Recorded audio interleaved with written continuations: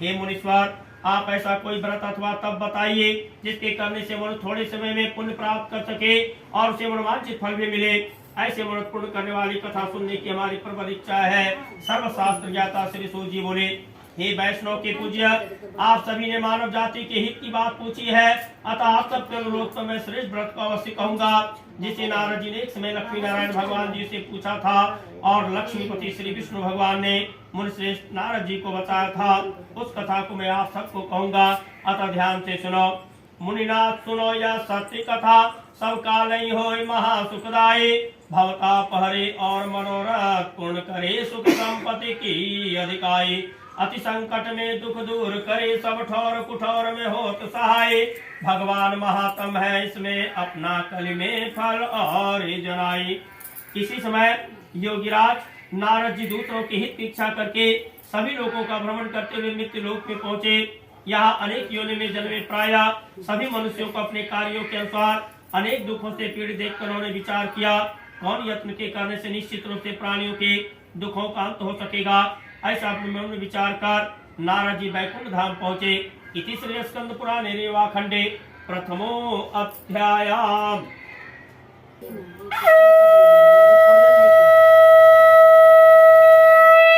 बोल दो श्री सत्यनारायण भगवान की जय। अत द्वितीयो अध्याय। श्री सूतंगवाच, श्री सूत जी ने कहा कि विष्णुलोक में नारद जी पीठवर्ण और चार भुजाओं वाले देवों के नारायण जिनको हाथ में शंखचक्र गदा पद्म से शोभित थे तथा जो गले में बनमाला पहने हुए थे, उन्हें देखकर उनकी स्तुति करने लगे। नारद जी विष्णु जी से बोले, हे प्रभु, आप अत्यंत दुर्लभ शक्तियों से युक्त है, मन तथा वाणी भी आपको पाने में असमर्थ है, आपका आदि मध्यंत कोई नहीं जानता, आप निर्गुण स्वरूप सृष्टि के कारण भक्तों के दुखों को हरने वाले हैं, आपको मेरा नमस्कार है। नारद जी के इस प्रकार की स्तुति सुनकर भगवान लक्ष्मीपति विष्णु जी बोले, हे मुनिश्रेष्ठ नारद जी, आपके मन में क्या है? आपका आगमन यहाँ किस कार्य बचुआ? निसंकोच कहो।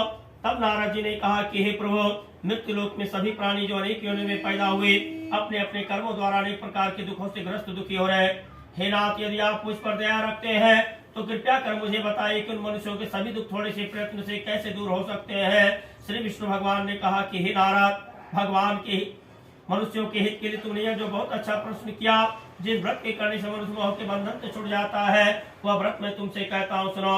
बहुत पुण्य देने वाला स्वर्ग तथा मृत्यु लोक में दुर्लभ एक उत्तम व्रत जो आज मैं प्रेम बस तुमसे कहता हूँ, वह श्री सत्यनारायण भगवान का व्रत विधि विधान पूर्वक संपन्न करके मनुष्य इस धरती पर सुख भोग कर मृत्यु के प्रांत मोक्ष की प्राप्ति करता है। श्री विष्णु भगवान के अमृत से उत्प्रोत वचन सुनकर नारद जी बोले, हे प्रभु, उस व्रत का क्या विधान है? उस व्रत का क्या फल है? उस व्रत को पूर्व समय में किस किस ने किया और किस दिन यह व्रत किया जाना चाहिए? कृपया वह व्रत के विधि विधान मुझे विस्तार पूर्वक कहो, मुझे वह सब सुनने की तीव्र इच्छा है। श्री विष्णु भगवान बोले, हे नारद, सभी प्राणियों के दुखों शोकों का दूर करने वाला यह व्रत सभी स्थानों पर विजयी करने वाला अमोद अस्त्र है और भक्ति श्रद्धायुक्त मनुष्य किसी भी दिन श्री सत्यनारायण भगवान की संध्या के समय ब्राह्मण बंधु बांधवों से धर्म प्रायण होकर पूजा करे और भक्ति भाव से पुनर्निर्मित केले का फल, शहद, घी, शक्कर या गुड़, दूध, गेहूं का आटा, सवा या लेवे, इन सबको भक्ति भाव से संपन्न हो भगवान श्री सत्यनारायण स्वामी को अर्पण करे, बंधु बांधवों से ब्राह्मणों को भोजन कराए, इसके पश्चात स्वयं भोजन करे, रात्रि मृत भजन आदि का आयोजन कर श्री सत्यनारायण भगवान का स्मरण करते हुए अपने समय व्यतीत करें। इस तरह जो मनुष्य व्रत करेंगे उनके समस्त मनोरथ निश्चय ही पूर्ण होंगे। विशेष रूप से कलयुग में मृत्यु लोक में यही एक उपाय है जिससे अल्प समय में कम धन में महान पुण्य की प्राप्ति हो सकती है। इति श्री स्कंद पुराणे रेवाखंडे द्वितीयो अध्याय।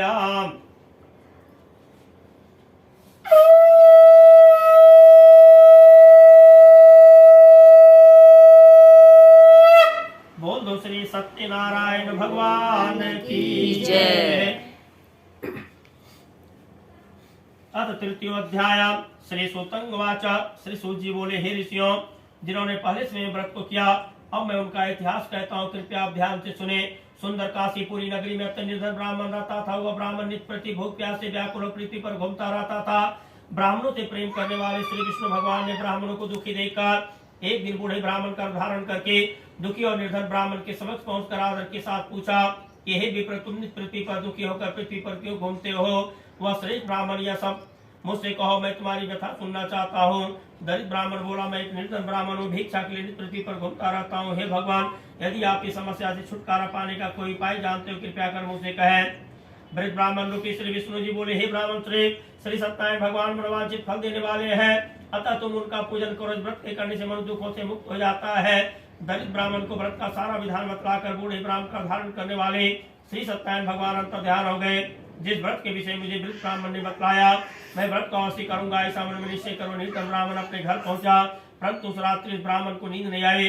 अगले दिन वह जल्दी उठा और श्री सत्यनारायण भगवान का ध्यान कर उनका व्रत करने का निश्चय कर भिक्षा मांगने के लिए चल पड़ा।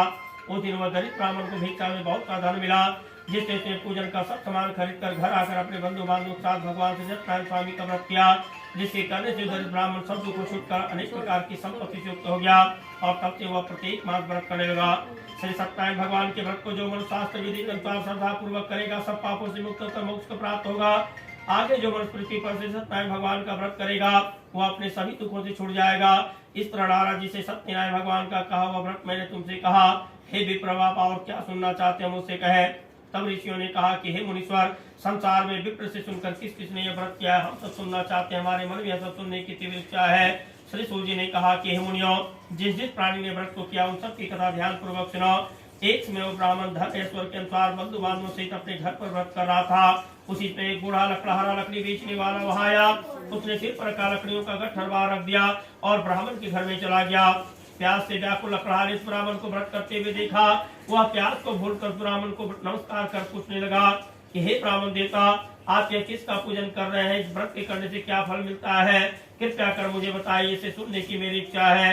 ब्राह्मण वृद्ध लकड़हारे से बोला, हे भाई, यह सब मनोकामनाओं को पूर्ण करने वाला श्री सत्यनारायण भगवान का व्रत है। इनकी कृपा से मेरे घर में धन धान की सुख समृद्धि की वृद्धि हुई। ब्राह्मण से श्री सत्यनारायण भगवान के व्रत के विषय में जानकर वह लकड़हारा बहुत प्रसन्न हुआ और भगवान का चरणामृत ले प्रसाद ग्रहण करने के पश्चात भोजन कर अपने घर पहुंचा। अगले दिन लकड़हारे ने मन में संकल्प किया, आज नगर में लकड़ी बेचने से जो भी धन मिलेगा उसी में भगवान श्री सत्यनारायण जी का उत्तम व्रत विधि पूर्वक करूंगा। ऐसा मैं विचार कर लकड़हारा लकड़ियों का गट्ठर अपने सिर पर रखकर जिस नगर में धनवान रहते थे उस नगर में गया और उस दिन लकड़ियों का दाम पहले दिन से चौगुना मिला। तब वह बूढ़ा लकड़हारा अति प्रसन्न हो पके केले के फली, शक्कर, शहद, दूध, घी, गेहूं, चूर्ण इत्यादि सामान श्री सत्यनारायण जी का व्रत हेतु लेकर अपने घर आ गया। उसने अपने बंधु बांधवों को बुलाकर विधि विधान के साथ भगवान का पूजन और व्रत किया। उस व्रत के प्रभाव से बूढ़ा लकड़हारा धन पुत्र आदि से युक्त हो गया और संसार के समस्त सुख भोग कर अंत में वैकुंठ धाम को चला गया। इति श्री स्कंद पुराणे रेवा खंडे तृतीयो अध्याय।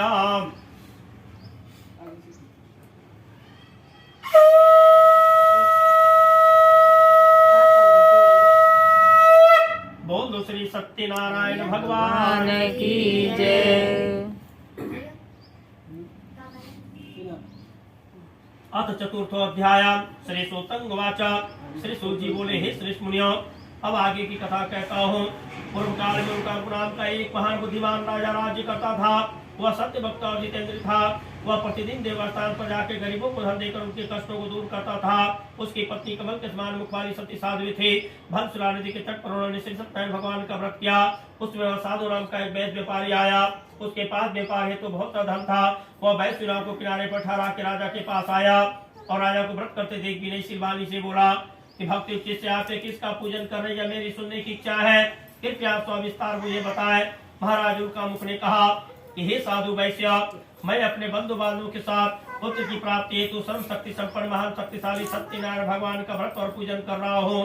राजा के भक्ति वचनों को सुनकर उस साधु नामक वैश्य से कहा, हे राजन, मुझे भी व्रत का संपूर्ण विधान समझाए। मैं भी आपके कथनानुसार व्रत को अवश्य करूंगा, क्योंकि मैं भी संतानहीन हूँ। मुझे पूर्ण विश्वास है कि व्रत के करने से मुझे संतान की प्राप्ति होगी। राजा से व्रत का संविधान सुनकर व्यापार से निमित्त हो वैश्य व्यापारी आनंद के साथ अपने घर पहुंचा और उस वैश्य ने अपनी पत्नी लाभ से संतान देने वाले व्रत का संपूर्ण वृत्तांत का आया और स्वयं प्रण किया, जब मेरे घर में कोई संतान होगी तो मैं व्रत अवश्य करूंगा। एक दिन उसकी पत्नी लाभ के आनंद से संसार घर से परितो श्री सत्यनारायण भगवान प्राप्त गर्भवती हुई और 10वें महीने सुंदर कन्या का जन्म हुआ। दिनों दिन कन्या इस तरह बढ़ने लगी जैसे शुक्ल पक्ष का चंद्रमा बढ़ता है। कन्या का नाम कलावती नाम रखा गया। तब एक दिन लीलावती ने मीठे शब्दों में अपने पति को स्मरण कराया कि हे नाथ, आपने जो भगवान का व्रत करने का संकल्प किया था वह आप उसे पूरा कीजिए। साधु वैश्य ने कहा कि हे प्रिय, मैं कन्या के विवाह में व्रत का अवश्य करूंगा। इस प्रकार अपनी पत्नी को आश्वासन देकर साधु वैश्य अपने व्यापार करने दूसरे नगर चला गया। कलावती पिता के घर में व्रत को प्राप्त होती गई। एक दिन साधु ने जब अपने पुत्री को नगर में सखियों के साथ खेलते देखा, एक दूत को बुला करके कहा कि हे दूत, हमारे पुत्र हेतु कोई सुयोग्य वर तलाश करके लाओ। उसकी आज्ञा सुनकर दूत कांचन नगर पहुंचा और देखभाल कर वैश्य की पुत्री हेतु एक सुयोग्य सुशील बनी पुत्र को खोज कर ले आओ। और यह देखकर वह सुयोग्य वर को देखकर वैश्य ने अपने बंधु बांधवों से एक प्रसन्नचित्त मुद्रा में अपनी पुत्री का विवाह उस बनी पुत्र के साथ कर दिया। परंतु दुर्भाग्यवश विवाह के समय भी सत्यनारायण भगवान का व्रत करना भूल गया। इस पर भगवान क्रोधित हो गए। उन्होंने वैश्य को श्राप दिया, तुम्हें दारुण दुख प्राप्त होगा। अपने कार्य में दक्ष वैश्य अपने जमाई को सहित लेकर के नामों को लेकर के वैश्य और व्यापार करने नगर चले गए। एक दिन भगवान सत्यनारायण की माया से प्रेरित हो एक चोर राजा के धन को चुराकर भागा जा रहा था। राजा के सैनिकों को अपने पीछे तेजी से आते देख चोर ने घबरा के राजा के धन को वही नाव में चुपचाप रख दिया जहाँ वे दोनों ससुर जमाई ठहरे हुए थे और स्वयं वहां से भाग गया। जब सैनिक और वैश्य के पास राजा के धन को रखा हुआ देखा तो दोनों को बांध कर राज दरबार में ले गए और राजा के समीप उन दोनों ससुर जमाई को ले जाकर बोले, हे राजन, हम ये दो चोर पकड़ के लाया है, देख कर आज्ञा दे। तब राजा ने उनकी बात सुने बिना ही उन्हें कारागार में डालने की आज्ञा दे दी। इस प्रकार निर्दोष होते हुए भी राजा की आज्ञा सुने कठिन कारावास में डाल दिया गया तथा उनका सारा धन छीन लिया गया। इति श्री स्कंद पुराणे रेवाखंडे चतुर्थो अध्याय।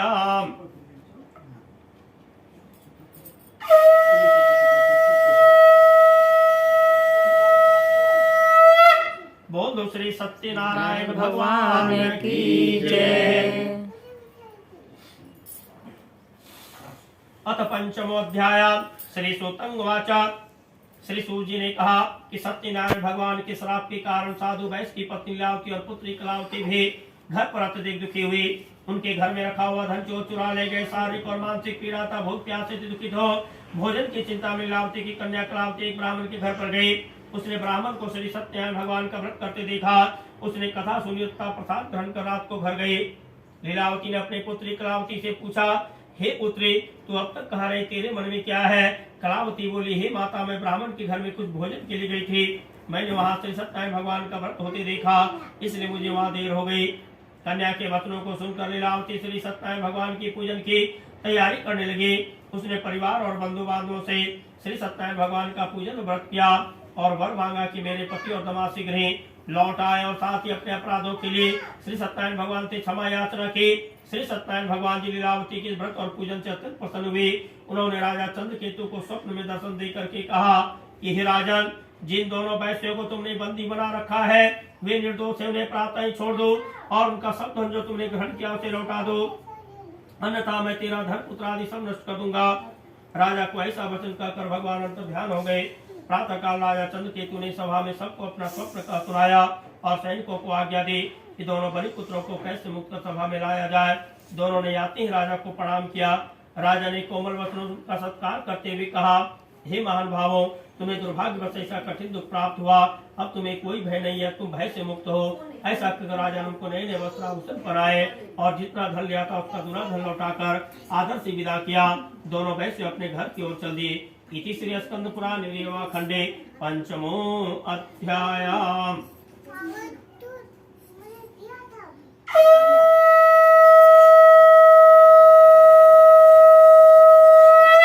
बोल दो श्री सत्यनारायण भगवान की जय। अथ षष्ठो अध्याय। श्री सूतं उवाच। श्री सूत जी बोले, वैश्य ने मंगलाचार करके यात्रा आरंभ की और अपने नगर को चला। उनके थोड़ी दूर आगे बढ़ने पर दंडी बैधारी श्री सत्यनारायण भगवान ने उनसे पूछा कि हे साधु, तेरी नाव में क्या है? अभिमानी बनी खतका हुआ बोला, हे दंडी, आपके क्यों पूछते, क्या धन लेने की इच्छा है? मेरी नाव में तो बेल और पत्ते भरे हैं। वैश्य का कठोर वचन सुनकर दंडी बैधारी श्री सत्यनारायण भगवान ने कहा कि तुम्हारा वचन सत्य हो। ऐसा कर दंडी बैधारी वहां से चले गए और कुछ दूर जाके समुद्र के किनारे बैठ गए। दंडी महाराज के जाने के पश्चात वैश्य ने नित्य क्रिया से निवृत्त होने के बाद नाव को छोड़ देखकर अचंभा किया तथा नाव में बेल पत्ते आदि देख मूर्छित हो जमीन पर गिर पड़ा। मूर्छा खुलने पर शौक प्रकट करने लगा। तब उसके जमाई ने कहा, आप शौक न करो, ये दंडी महाराज का श्राप है, अतः उनकी शरण में चलना चाहिए, तभी हमारी मनोकामना पूर्ण होगी। जमाई के वचन सुनकर वैश्य दंडी महाराज के पास पहुंचा। अत्यंत भक्तिभाव से प्रणाम करके बोला, मैंने जो आपसे असत्य वचन कहे थे उसके लिए मैं क्षमा प्रार्थी हूँ। ऐसा कर वह बहुत दुखी होकर रोने लगा। तब दंडी भगवान बोले, हे बलिपुत्र, मेरे श्राप से तुझे बारंबार दुख प्राप्त हुआ, तू मेरी पूजा से विमुख हुआ। वैश्य ने कहा कि हे भगवान, आपकी माया से ब्रह्मा आदि देवता भी आपके रूप को नहीं जान पाते, तब मैं अज्ञानी भला आपको कैसे जान सकता हूँ। मुझे प्रसन्न हुई, मैं अपनी सामर्थ्य के अनुसार आपकी पूजा करूंगा। मेरी रक्षा करो और मेरे पहले समान मेरी नौका को धन से परिपूर्ण कर दो। उसके भक्त इस वचनों को सुनकर भगवान से भगवान प्रसन्न हुई और उसको इच्छानुसार वर देकर वहां से अंतर्ध्यान हो गए। तब ससुर और जमाई दोनों नाव आकर देखा, नाव धन से पूर्ण है। फिर वह भगवान सत्यनारायण स्वामी का पूजन कर साथियों से अपने नगर को चल दिया। जब वह अपने नगर के निकट पहुंचा तब उसने दूत को अपने घर भेजा। दूत ने वैश्य के घर जाकर उसकी पत्नी को नमस्कार किया और कहा, आपके पति अपने दामाद सहित इस नगर के समीप आ गए। लीलावती और उसकी कन्या कलावती उसमें भगवान का पूजन कर रही थी। दूत के वचनों को सुनकर साधु की धर्मपत्नी ने अत्यंत हर्ष के साथ श्री सत्यनारायण स्वामी का पूजन पूर्ण करके अपनी पुत्री से कहा, मैं अपने पति के दर्शन को जाती हूँ, तुम कार्य पूर्ण करके शीघ्र आना। माँ के जाते ही पुत्री कलावती पूजन प्रसाद को छोड़कर अपने पति के दर्शन के लिए चली गई। प्रसाद की अवज्ञा के कारण श्री सत्यनारायण स्वामी रुष्ट होकर उसके पति को नाव से जल में डुबा दिया। कलावती अपने पति को न देखकर रोती हुई जमीन पर गिर पड़ी। अपनी जमाई और पुत्री की दशा देखकर साधु वैश्य बोला, हे प्रभु, मुझसे या मेरे परिवार से जो भूल हुई इसे आप क्षमा करो। उसके दीन वचनों को सुनकर श्री सत्यनारायण भगवान प्रसन्न हुए। आकाशवाणी हुई कि हे वैश्य, तेरी कन्या मेरे प्रसाद को छोड़ आई है, अतः इसी कारण इसका पति अदृश्य हुआ है। यदि यह घर जाकर प्रसाद ग्रहण कर लौटे तो इसका पति अवश्य मिलेगा। आकाशवाणी सुनकर कलावती ने घर पहुंचकर प्रसाद खाया, फिर आकर अपने पति के दर्शन किए। तत्पश्चात वैश्य ने वही बंधु बांधवों से भगवान श्री सत्यनारायण स्वामी का विधि पूर्वक पूजन किया और वह इस लोक का सुख भोग कर अंत में स्वर्गलोक को गया। इति श्री स्कंद पुराणे रेवाखंडे षष्ठो अध्याय।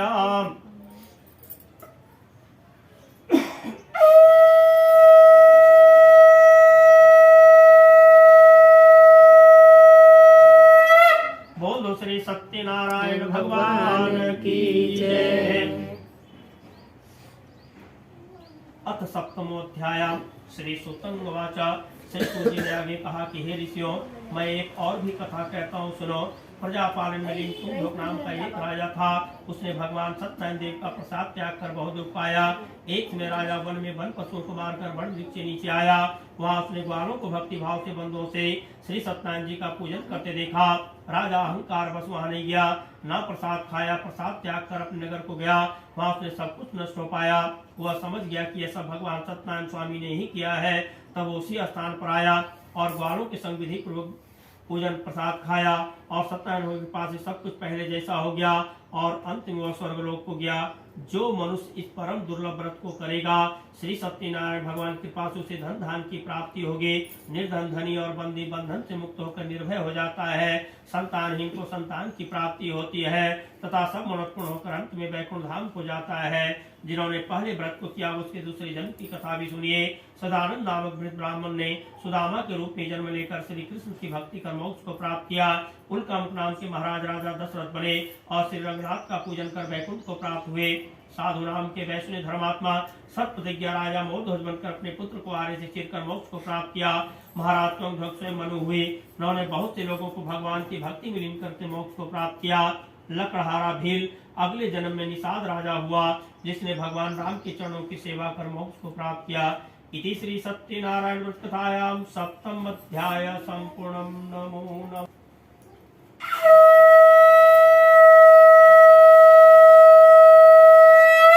बोल दो श्री सत्यनारायण भगवान की जय। चढ़ा देता हूँ और फिर मैं